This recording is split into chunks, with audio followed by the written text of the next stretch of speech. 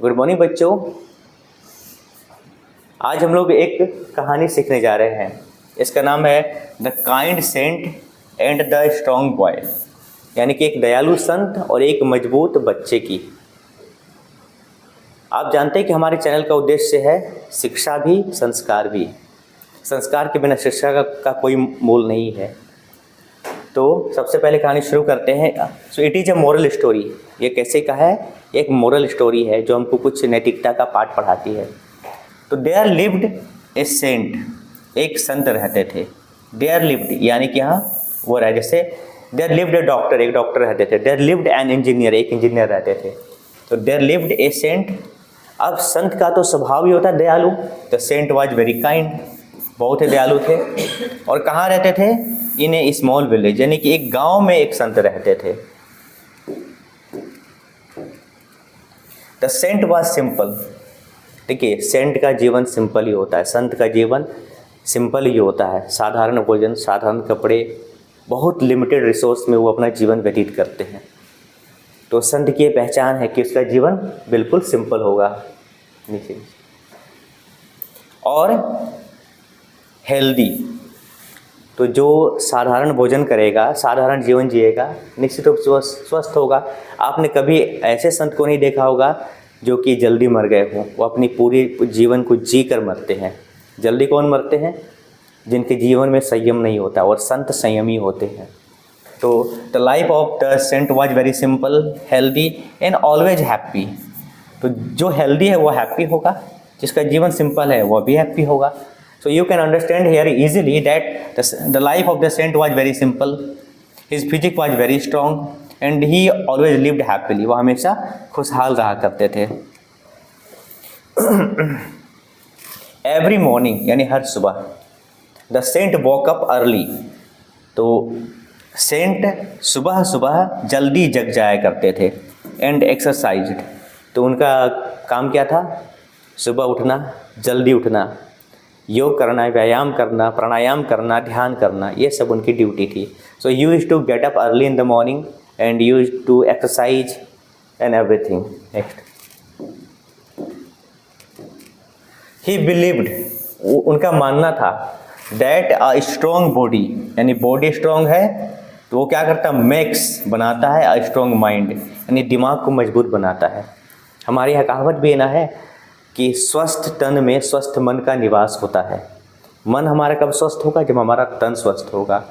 तो संत का शरीर स्वस्थ था, इसलिए उनका मन भी स्वस्थ था। और वो ऐसा मानते थे कि स्वस्थ मन तभी होगा जब हमारा तन स्वस्थ होगा। नेक्स्ट, वन डे, एक दिन, अ वीक मतलब कमजोर, एंड शाही मतलब शर्मिला, boy came to the saint. तो एक दिन एक कमजोर और शर्मीला बच्चा उनके पास आया और देखिए उनसे क्या रिक्वेस्ट करता है। द बॉय वांटेड, वो चाहता था टू बिकम अ ब्रेव, यानी बहादुर बनना चाहता था। But the boy was weak, लेकिन बच्चा कमजोर था। Instead of his weakness he want to become a brave person. वो एक बहादुर बनना चाहता। हेल्दी, बहादुर कौन बन गया? स्वस्थ रहेगा, इसके पास बल रहेगा, वही तो बहादुर बनेगा। एंड गुड मतलब एक अच्छा इंसान बनना चाहता था। Means it was the inner most desire of the boy to become a healthy person, brave person and a good person. Next, the saint taught मतलब सिखाया। ये टीच का V2 है। टीच मतलब पढ़ाना होता है। तो संत ने सिखाया। क्या सिखाया? देखिए, हर जगह पे चाहे जितने भी अच्छे संत हुए, चाहे कबीर दास हो, तुलसीदास हो, या जो भी संत हुए, या रैदास जी हो, हर किसी ने अंत में समाज को शिक्षा देना प्रारंभ कर दिया है। तो संत ने सिखाया। क्या सिखाया? गुड हैबिट्स यानी अच्छे संस्कार, अच्छी आदतें।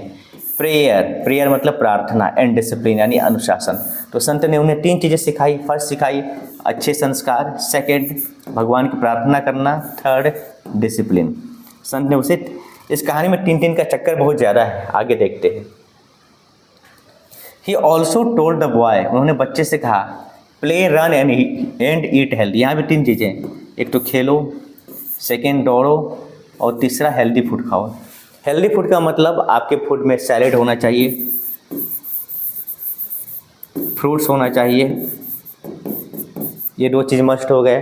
तीसरा, जब भी तिरंगा झंडा देखते हैं ना आप लोग, तिरंगा झंडा ऊपर होता है क्या, सैफरोन, फिर वाइट, फिर green.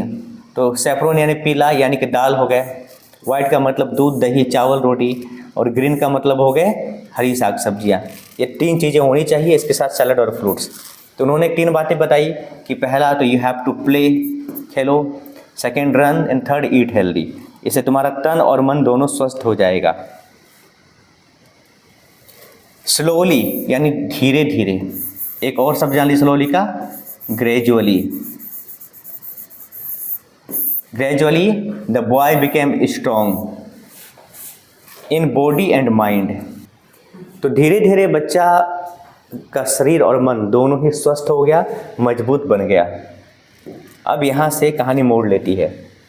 The boy smiled, smile का मतलब होता है मुस्कुराना, यानी बच्चा मुस्कुराया। क्यों? क्योंकि his wish was fulfilled, his desire was fulfilled, उसकी इच्छा पूरी हो गई। एंड थैंक्ड, थैंक्ड मतलब धन्यवाद दिया। द सेंट विद रिस्पेक्ट, यानी कि धन्यवाद भी दिया तो आदर के साथ धन्यवाद दिया। आप भी किसी को धन्यवाद दीजिए तो सम्मान के साथ कि हाँ आपने मेरा हेल्प किया, आपने मेरा मदद किया, so I am really very thankful to you.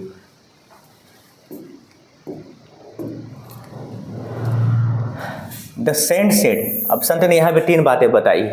First, be kind, kind बनो, बी हम्बल, विनम्र बनो, बी पोलाइट, पोलाइट बनो, नम्र बनो, एंड बी स्ट्रॉन्ग, यानी कि मजबूत बनो। अभी आपका शरीर मजबूत है, तन मजबूत है, मन मजबूत है, ठीक है, लेकिन इस मजबूती को मेंटेन रखो। ऐसा नहीं कि अभी तुमने मेहनत किया, प्राप्त कर लिया, फिर गंवा दिया, फिर जैसे थे वैसे नहीं। और थर्ड, जो मोस्ट इंपॉर्टेंट है, डेट इज हेल्पिंग अदर्स, दूसरों की मदद करो। तो काइंड बनो, स्ट्रॉन्ग बनो, एंड हेल्प अदर्स, दूसरों की मदद करो।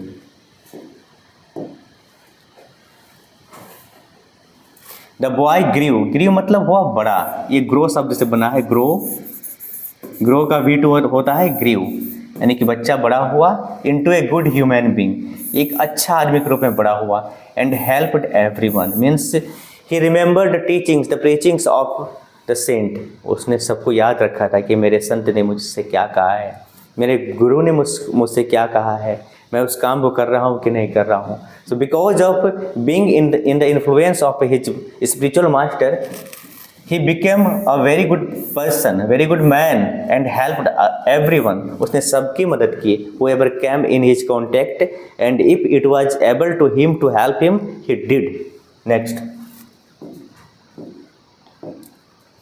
the village became happy. देखिए इसका कितना बड़ा इन्फ्लुएंस हुआ कि एक बच्चा अच्छा बना, उसने अपने परिवार को अच्छा बनाया, आसपास के लोगों ने उससे प्रेरणा ली, और सभी को एक दूसरे से प्रेरित होकर एक बच्चे से पूरा गांव सुंदर बन गया। जैसे कि एक बीज लग गया और उस बीज के लगने से वो उसका विशाल वृक्ष बना, उस विशाल वृक्ष से हजारों लाखों बीज तैयार हुए और पूरी धरती पड़ जाती है उसी के पेड़ से, उसी के पौधे से। तो इसी प्रकार just because of one boys transformation, his entire village was transformed into a better quality of the village. तो good thoughts, good action and good health and good actions, यहाँ पे 3 चीज़ें। अगेन, अच्छे विचार, अच्छा स्वास्थ्य और अच्छी आदतें, ये 3 चीज़ का जहाँ पे समागम होगा वहीं पे हमको सक्सेस मिलेगी। यानी सक्सेस मिलने के लिए क्या चाहिए? पहले सकारात्मक सोच, गुड थॉट। सेकंड, मजबूत शरीर, मजबूत शरीर यानी मेहनत करने के लिए, शरीर हमारा मजबूत रहेगा तभी हम मेहनत कर पाएंगे। और थर्ड, गुड एक्शन, हम सही कर्म करेंगे, सही दिशा में कर्म करेंगे, सही गाइडलाइन में कर्म करेंगे, तभी सफलता हमें प्राप्त होगी। अब दिस इज हाउ, यानी इस तरह the saint change the life, तो सेंट ने एक जीवन को चेंज कर दिया। लेकिन मैं कहूँगा उन्होंने पूरे गांव के जीवन को चेंज कर दिया। एक बच्चे को चेंज किया और उस बच्चे के इन्फ्लुएंस में आकर पूरा गांव चेंज हो गया।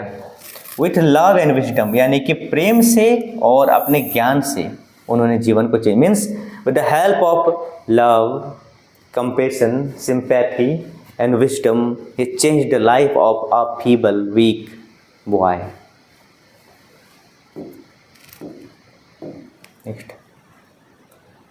नेक्स्ट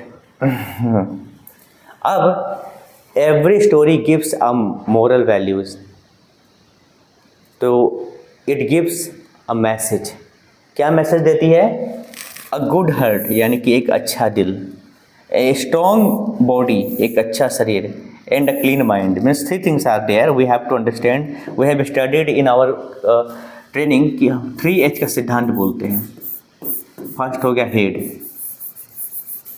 सेकंड हो गया हार्ट, और थर्ड हो गया हैंड। ठीक है, तो हमारा दिमाग उर्वर हो, हमारा दिल अच्छा हो, और हमारे हाथ यानी हमारा शरीर मजबूत हो। अगर ये 3H हमारे मजबूत होते हैं तो we can lead a great life, हम लोग एक अच्छा जीवन बिता सकते हैं। तो उन्होंने बताया कि एक गुड हार्ट एक अच्छा दिल, स्ट्रॉन्ग बॉडी एक मजबूत शरीर, एंड अ क्लीन यानी साफ स्वच्छ दिमाग मेक अ लाइफ ग्रेट यानी कि जीवन को अच्छा बनाते हैं, हमारे जीवन को महान बनाते हैं। अब चलिए कुछ वोकैबुलरीज पे भी चर्चा कर लेते हैं। तो काइंड मतलब दयालु, we have already discussed about it many times. ठीक है, नेक्स्ट, हाँ विलेज मतलब गांव, आप जानते ही होंगे। हेल्दी मतलब स्वास्थ्य। एक्सरसाइज का मतलब हो गया व्यायाम करना, एक्सरसाइज का मतलब व्यायाम। स्ट्रॉन्ग मतलब मजबूत। माइंड मतलब मन, 1 मिनट, माइंड मतलब मन। अगला हैबिट्स मतलब आदतें, और ट्रेड्स का मतलब संस्कार होता है, ये भी जान लीजिए।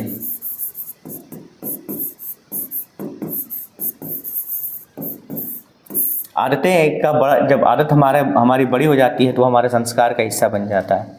डिसिप्लिन मतलब आदत, और रिस्पेक्ट मतलब सम्मान। विजडम मतलब ज्ञान। तो इस प्रकार यहाँ पे कहानी पूरी होती है। आपसे ही गुजारिश है, आप इसके नोट्स बनाइए और प्रैक्टिस कीजिए, खूब प्रैक्टिस कीजिए, बार बार लिखने का, बार बार बोलने का, बार बार लिखने का, बार बार पढ़ने का, बार बार सुनाने का। Then of course very soon your English will be very strong. Thank you very much for watching. We'll meet in next video. Bye bye.